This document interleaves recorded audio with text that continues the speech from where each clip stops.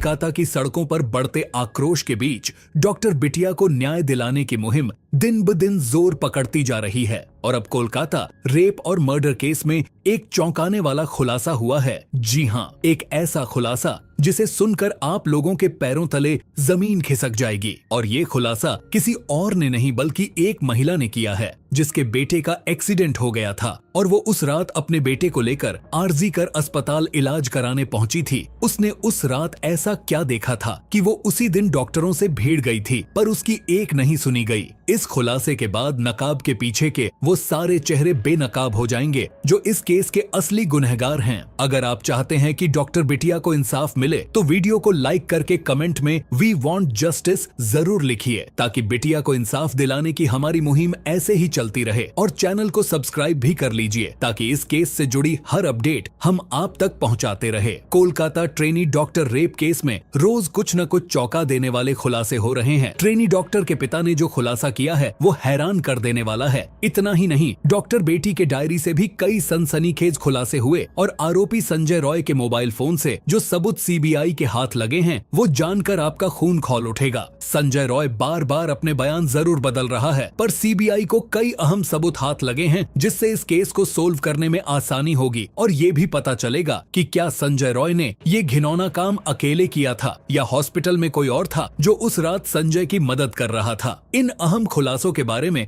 आपको एक एक चीज बताएंगे, लेकिन उससे पहले उस भावुक लेटर का जिक्र करेंगे जिसे शुक्रवार को टीचर्स डे के मौके पर डॉक्टर बिटिया की मां ने लिखा और अपनी बेटी के लिए इंसाफ की गुहार लगाई। हमने देखा है कि कई बार लोग ऐसी घटनाओं को लेकर आंदोलन करते हैं पर कुछ समय बाद सब कुछ भूल जाते हैं, पर डॉक्टर बिटिया की मां और पूरा भारत ये चाहता है कि बिटिया को इंसाफ मिले। इसी पर डॉक्टर बिटिया की मां ने ये भावुक लेटर भी लिखा है। डॉक्टर बिटिया की मां ने इस लेटर में लिखा कि उनकी बेटी को पैसों की नहीं बल्कि ढेर सारी डिग्रियों की जरूरत थी जिससे वो कई सारे मरीजों का इलाज कर सके। उन्होंने मेडिकल कॉलेज के टीचर्स, डॉक्टर्स, मेडिकल ऑफिसर्स और नर्सेस से अपील करी है कि अगर किसी के भी पास इस केस के बारे में कोई सबूत हो तो वो सामने लाएं, क्योंकि उन्हें लगता है कि कुछ अच्छे लोगों की चुप्पी से अपराधियों का हौसला बढ़ता है। डॉक्टर बिटिया की मां के साथ पूरा देश डॉक्टर बेटी के लिए इंसाफ की गुहार लगा रहा है, लेकिन लगता है ये केस हर गुजरते वक्त के साथ और ज्यादा पेचीदा होता जा रहा है। लेकिन इस मामले में जो चौंकाने वाला मोड़ सामने आया उससे केस के काफी हद तक सुलझने के आसार भी नजर आ रहे हैं। इससे पहले कि हम उस महिला के खुलासे पर आए जो अपने बेटे को लेकर उस रात अस्पताल पहुंची थी, आपको कहानी को सिलसिलेवार ढंग से समझना होगा क्योंकि अब पूरी कहानी पलट चुकी है। अब तक आपने जो सुना या देखा उसमें काफी लीपापोती हो चुकी है। आइए जानते हैं सच क्या है। संजय रॉय की गिरफ्तारी से पहले और बाद में जिस तरह एक के बाद एक वारदात की कड़ियां उससे जुड़ती चली गईं, उसने न सिर्फ वारदात के सच को बल्कि उससे संजय के कनेक्शन को भी बिल्कुल साफ कर दिया। 8 अगस्त की शाम से लेकर 8 और 9 अगस्त की दरमियानी रात को अस्पताल में ट्रेनी डॉक्टर का कत्ल करने और फिर अगले दिन खुद के गिरफ्तार होने से पहले तक सीसीटीवी कैमरों से लेकर मोबाइल फोन की लोकेशन, सीडीआर और चश्मदीदों के हवाले से उसकी जो गतिविधि सामने आई है वो चौंकाने वाली है। 9 अगस्त को डॉक्टर के कत्ल की खबर मिलने पर कोलकाता पुलिस ने मामले की जांच शुरू की थी। कोलकाता पुलिस ने सबसे पहले अस्पताल के इमरजेंसी बिल्डिंग और सेमिनार हॉल के इर्द गिर्द लगे सीसीटीवी कैमरों की फुटेज को ही खंगालना शुरू किया। इस कोशिश में उसे सेमिनार हॉल के इर्द गिर्द कम से कम 15 लोग नजर आए जिनसे पुलिस ने पूछताछ की। चूंकि इन सारे के सारे लोगों का कत्ल के कोई लेना देना नहीं था तो इन्होंने पुलिस के जवाबों का सही उत्तर दिया और शक के दायरे से बाहर निकल गए। लेकिन एक शख्स ऐसा था जो अब भी पुलिस की जद में नहीं आया था क्योंकि वो वारदात को अंजाम देने के बाद पुलिस के बैरक में ही जाकर सो गया था, वो भी नशे में धुत होकर। चूंकि अब तक पुलिस ट्रेनी डॉक्टर के कत्ल की टाइमिंग मोटे तौर पर पता कर चुकी थी, उसने 8 और 9 अगस्त की रात 3 से 4 बजे के बीच की सीसीटीवी फुटेज पर अपना ध्यान केंद्रित कर दिया। इस दौरान फुटेज में संजय रॉय ही सेमिनार रूम के इर्द गिर्द नजर आया। अब चूंकि संजय रॉय दूसरे सीसीटीवी फुटेज में इसी अस्पताल में भर्ती एक मरीज के पास आता जाता हुआ दिख रहा था तो पुलिस ने संजय के सीसीटीवी फुटेज का ग्रैब निकालकर उसे अस्पताल में भर्ती एक मरीज को दिखाया। ये मरीज और कोई नहीं बल्कि संजय रॉय के दोस्त सौरभ का भाई था। इसी भाई को जब संजय रॉय की तस्वीर दिखाई गई तो उसने देखते ही संजय को पहचान लिया और उसके बारे में पुलिस को जानकारी दी। उधर शाम तक वारदात का शिकार बनी ट्रेनी डॉक्टर का पोस्टमार्टम हो चुका था और पोस्टमार्टम से ये साफ हो चुका था डॉक्टर की मौत रात के खाने के करीब 4 घंटे बाद हुई है। चूंकि रात के खाने का वक्त करीब 12 बजे का था तो ये बात भी साफ हो गई कि डॉक्टर की हत्या 4 बजे के आसपास की गई। उधर सीसीटीवी फुटेज में भी संजय रॉय करीब 4 बजे ही सेमिनार हॉल की तरफ जाता हुआ दिख रहा था। ऐसे में दूसरे सबूतों के साथ साथ सीसीटीवी फुटेज भी इस बात की तस्दीक कर रहे थे कि इस मामले में संजय ही शामिल है। हालांकि संजय अब तक पुलिस की जद में नहीं आया था, वो पुलिस की पकड़ से उस वक्त तक बाहर था। दोपहर को जब सौरभ के भाई ने संजय रॉय की पहचान कर ली, अब तक सौरभ को नहीं पता था कि पुलिस संजय को खोज रही है। इसी बीच उसने संजय को फोन कर दोपहर के खाने के लिए बुलाया। अभी संजय रास्ते में ही था, तब तक सौरभ को उसके भाई ने फोन पर ये जानकारी दी कि पुलिस अस्पताल के सेमिनार रूम में हुए डॉक्टर के रेप और कत्ल के मामले में संजय को ढूंढ रही है। ये सुनकर सौरभ हक्का बक्का रह गया। हालांकि संजय के पहुंचने पर सौरभ ने उसे लंच सर्व किया और साथ ही उसे बताया कि अस्पताल में हुई हत्या के सिलसिले में पुलिस उसे ढूंढ रही है। लेकिन सौरभ ये देखकर हैरान रह गया कि बेशिकन संजय ने सिर्फ मैं देखता हूँ कहकर बात टाल दी। इसके बाद उसने खाना नहीं खाया, लेकिन बैरक में पहुंचकर उसने फिर से शराब पी। इसके बाद फिर वहीं सो गया। कोलकाता पुलिस जब उसको ढूंढती हुई पुलिस के बैरक में पहुंची तो नशे में धुत वो वहीं सोता हुआ मिला। गिरफ्तारी के फौरन बाद ही उसने न सिर्फ अपना जुर्म कबूल लिया बल्कि पुलिस से कहा मुझे फांसी दे दो। लेकिन ये सिर्फ गिरफ्तारी के वक्त की बात नहीं है। गिरफ्तारी के अगले दिन भी संजय रॉय के चेहरे पर कोई अफसोस नहीं था, बल्कि वो पूछताछ में बहुत आराम से सारी बातें कबूल कर रहा था। पुलिस को पूरी सीक्वेंस समझा रहा था। इस बीच पुलिस ने संजय के दोस्त सौरभ से भी पूछताछ की, जो वारदात से पहली रात उसके साथ था। सौरभ भी संजय की तरह ही एक सिविक वॉलंटियर है। उसने पूछताछ में पुलिस को बताया कि 8 अगस्त को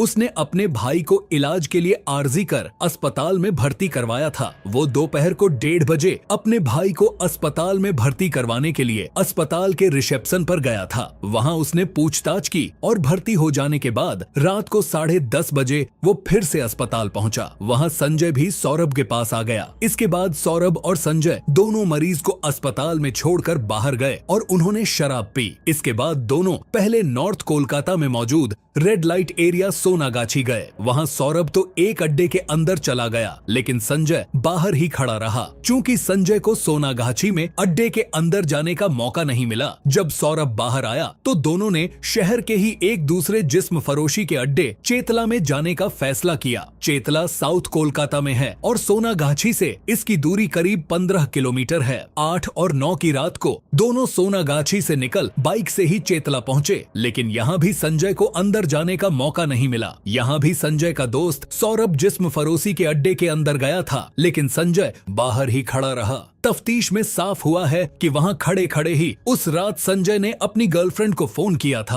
और उससे वीडियो कॉल पर बात की थी। गर्लफ्रेंड से उसकी कुछ प्राइवेट तस्वीरें भी मांगी। संजय रॉय दूसरे जिस्म फरोशी के अड्डे पर पहुंचकर भी किसी से रिश्ते बनाने में नाकाम रहा। जब पुलिस ने इस सिलसिले में उससे पूछताछ की तो उसने कहा कि उसके पास पैसे नहीं थे। हालांकि पुलिस को उसके इस जवाब पर यकीन नहीं हुआ, क्योंकि अब तक संजय रॉय के दिमाग में किसी वारदात को अंजाम देने की साजिश कुल बुलाने लगी थी। इसलिए उसने जिस्म फरोशी के अड्डे में पहुंचकर भी किसी से रिलेशन नहीं बनाया। पूछताछ में सौरभ ने पुलिस को बताया कि उसे बाइक चलानी नहीं आती है, इसलिए उस रात शराब पिए होने के बावजूद बाइक संजय ही चलाता रहा। जब दो रेड लाइट एरिया से घूमकर दोनों आरजी कर अस्पताल के पास पहुंच गए तो संजय बैरक की ओर जाने की जगह अस्पताल की तरफ बढ़ गया। इस पर सौरभ ने उससे पूछा कि क्या वो बैरक की तरफ नहीं जाएगा, तो उसने कहा कि वो जाएगा। तब रात के करीब 2:45 बज रहे थे। सौरभ ने बताया कि आरजी कर अस्पताल की तरफ से भी एक सड़क बैरक की तरफ जाती है, इसलिए उसे लगा कि शायद संजय घूमकर उसी रास्ते से बैरक पहुंच जाएगा। पूछताछ में सौरभ ने पुलिस को बताया कि उसे नहीं पता कि इसके बाद संजय कब बैरक में लौटा। अगले दिन सुबह 10 बजे उन्हें अस्पताल में भर्ती अपने भाई के पास जाना था। इसके लिए जब वो संजय को जगाने बैरक में पहुंचा तो वो गहरी नींद में सो रहा था। 2 बार जगाने की कोशिश करने के बावजूद वो नहीं उठा। सौरभ का कहना है कि इसके बाद वो अकेला ही अस्पताल चला गया और वहां उसने डॉक्टरों से बात की। 9 अगस्त की दोपहर को डॉक्टरों से मुलाकात के बाद सौरभ ने कई बार संजय को फोन किया, लेकिन उसने फोन नहीं उठाया। असल में वो संजय को साथ में लंच करने के लिए बुलाना चाहता था। इसके बाद जब तक संजय सौरभ के पास पहुंचा तो वो लंच कर चुका था। सौरभ ने उसे आरजीकर में हुई वारदात के बारे में बताया और उसके बारे में पता करने को कहा, क्योंकि संजय की कई लोगों से जान पहचान थी। इस पर उसने कहा कि वो चेक कर रहा है। सौरभ की माने तो इसके बाद वो टॉयलेट जाने की बात कहकर निकला और फरार हो गया। उसने पुलिस को बताया कि इसके बाद उसने संजय को साथ में अस्पताल चलने के लिए कई बार कहा, लेकिन हर बार वो बचता रहा। आखिर में संजय ने एक दोस्त के साथ शराब पार्टी करने की बात कही और अस्पताल जाने से मना कर दिया। संजय बेशक आरजी कर अस्पताल नहीं जाना चाहता था, लेकिन वारदात के अगले दिन 9 अगस्त के रोज भी वो बेहद रिलैक्स्ड और खुश दिख रहा था। उसे 9 अगस्त की रात 12 बजे ये पता चला कि पुलिस संजय को उस केस में गिरफ्तार करना चाहती है। उसने संजय को कई बार फोन किया, पर संजय ने फोन नहीं उठाया और फिर कुछ समय बाद पुलिस ने उसे धर लिया। जब आरोपी संजय का पॉलीग्राफ टेस्ट हुआ तो उसने अपने आप को बेगुनाह बताया। उसने बताया कि जब वो सेमिनार हॉल में गया उस समय डॉक्टर बिटिया की मौत हो चुकी थी और वहां उसका शव पड़ा था, जिसे देखकर वो डर कर भाग गया। जबकि संजय ने ही 10 अगस्त को गिरफ्तार होने के बाद अपना गुनाह कबूल कर लिया था। क्या उसका इस तरह अपने बयान से यू टर्न लेना इस बात की तरफ इशारा कर रहा कि उसे फंसाया जा रहा है? और क्या वह निर्दोष है, या फिर संजय रॉय अब जान चुका है कि वो अब नहीं बच सकता, इसलिए नई नई कहानी बना रहा है? वहीं सुकांत मजूमदार ने संदीप घोष पर गुरुवार को क्राइम सीन पर सबूतों के साथ छेड़छाड़ करने के भी गंभीर आरोप लगाए हैं। सुकांत मजूमदार ने एक डॉक्यूमेंट की कॉपी मीडिया के सामने पेश की, जिसने पूरे मामले को बेहद संगीन बना दिया। ये सरकारी कागज एक ऑर्डर था जिसे संदीप घोष ने उस घटना के ठीक अगले दिन जारी किया था। इस ऑर्डर में सेमिनार हॉल के रिनोवेशन का जिक्र था। सुकांत मजूमदार ने दावा किया कि ये ऑर्डर जानबूझकर जारी किया गया, जिससे क्राइम सीन पर सबूतों के साथ छेड़छाड़ की जा सके। वहीं डॉक्टर बिटिया के माता पिता ने एक और खुलासा किया। उन्होंने पुलिस पर गंभीर आरोप लगाते हुए दावा किया कि पुलिस ने उनका साथ देने के बजाय उन्हें पैसे ऑफर किए। डॉक्टर बिटिया की मां ने कहा, जब मेरी बेटी का शव घर में रखा था तो पुलिस ने हमसे पैसे की डिमांड की। इन आरोपों से मामले में सस्पेंस और ज्यादा बढ़ गया है। इतना ही नहीं, डॉक्टर बिटिया के माता पिता का ये भी आरोप है कि पुलिस ने उनकी बेटी के अंतिम संस्कार में जल्दबाजी की। वहीं डॉक्टर बेटी के चाचा ने बताया कि पुलिस उनसे एक प्लेन पेपर पर साइन भी करवाना चाहती थी, लेकिन उन्होंने साइन करने से मना कर दिया और पेपर फाड़ दिया। न्याय की इस जंग में हर नया मोड़ केस को सिर्फ और सिर्फ उलझाता जा रहा है। हुगली के कोन नगर के रहने वाले 28 साल के विक्रम को गंभीर हालत में शुक्रवार को आरजी कर लाया गया था। विक्रम की मां कविता भट्टाचार्जी के मुताबिक बेटे का ट्रक का एक्सीडेंट हुआ। वो गंभीर चोट आई थी, बहुत खून भी बह चुका था। जब हम बेटे को आरजी कर लाए तो कोई डॉक्टर नहीं मिला। इमरजेंसी वार्ड में भी डॉक्टर नहीं था। बेटे को तुरंत सर्जरी की जरूरत थी, लेकिन ऐसा नहीं हुआ और मेरे बेटे की जान चली गई। वहीं महिला के आरोप पर आरजी कर की मेडिकल सुपरिंटेंडेंट और वाइस प्रिंसिपल डॉक्टर सप्तर्षि चटर्जी ने कहा कि डॉक्टरों की लापरवाही से मौत नहीं हुई। विक्रम को तुरंत ट्रॉमा केयर ले जाया गया था। अब इस पर भी लोग कह रहे हैं कि ये घटना उसी वक्त की है जब डॉक्टर बिटिया के साथ दरिंदगी हुई, और इस घटना को लोग डॉक्टर बिटिया के केस से जोड़कर देख रहे हैं। अब धीरे धीरे सब सच बाहर आ रहा है और कातिल कितना भी शातिर क्यों न हो, पूरा भारत मिलकर उसको उसकी मंजिल तक जरूर पहुंचा देगा। आप भी बताइए कि इन दरिंदों को क्या सजा देनी चाहिए। मिलते हैं अगली वीडियो में। धन्यवाद।